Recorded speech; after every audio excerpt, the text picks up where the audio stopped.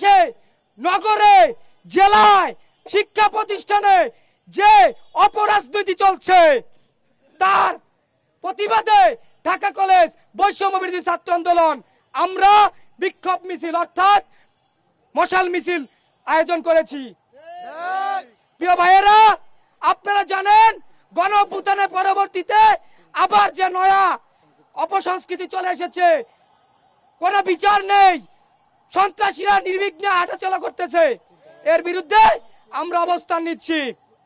প্রিয় ভাইয়েরা, আমরা গণ অভ্যুত্থানের পরে বলছি নতুন বাংলাদেশের কথা, কিন্তু এই সকল অনেকাঙ্ক্ষিত ঘটনা আমরা কখনোই আশা করি না।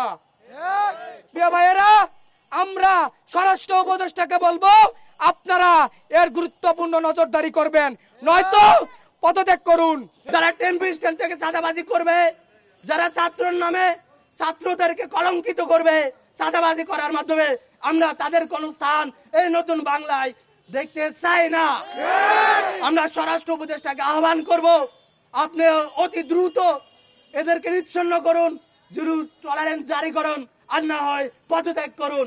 বাংলাদেশে যে নতুন ভাবে নয়া সংস্কৃতি বিচারহীনতার সৃষ্টি হয়েছে সেইটাকে আসিফ নজরুল স্যার কিভাবে নীরব থাকতে পারে আমরা বুঝে উঠতে পারি না এখনো।